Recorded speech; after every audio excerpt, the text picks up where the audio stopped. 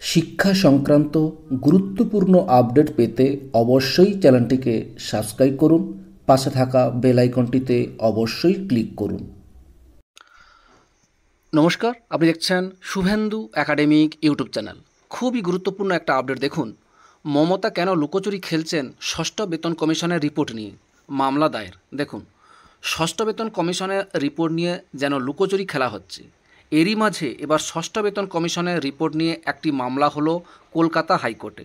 রাজ্য সরকারের বিরুদ্ধে আদালত অবমাননার মামলা দায়ের হয়েছে হাইকোর্টে। মামলা গ্রহণ করেছে কলকাতা হাইকোর্ট।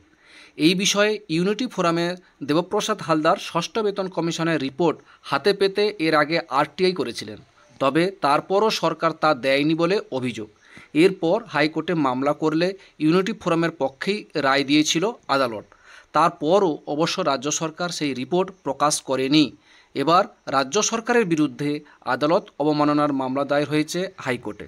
জানা গিয়েছে 24শে মে ষষ্ঠ বেতন কমিশনের রিপোর্ট প্রকাশের আদালত অবমাননার মামলাটি গ্রহণ করেছেন কলকাতা হাইকোর্টের বিচারপতি সব্যসাচী ভট্টাচার্য।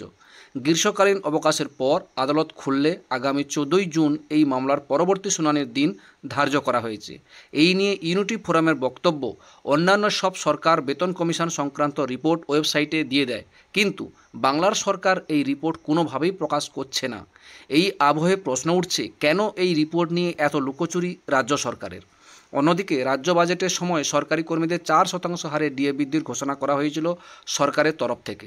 মে মাস থেকে সেই বর্ধিত ডিএ কার্যকর হওয়ার কথা ছিল। তবে সরকারি কর্মীদের মুখে হাসি ফোটাতে নির্বাচনী জনসভা থেকে বড় ঘোষণা করেন মুখ্যমন্ত্রী মমতা বন্দ্যোপাধ্যায়। এপ্রিল থেকেই বর্ধিত ডিএ দেওয়া হবে। এর ফলে রাজ্য সরকারি কর্মীরা ষষ্ঠ বেতন কমিশনের সুপারিশ অনুযায়ী বাড়তি ডিএ পেতে চলেছেন। এই ছিল একটা আপডেট, আপনাদের সঙ্গে শেয়ার করলাম। ভিডিওটি দেখার জন্য অসংখ্য ধন্যবাদ।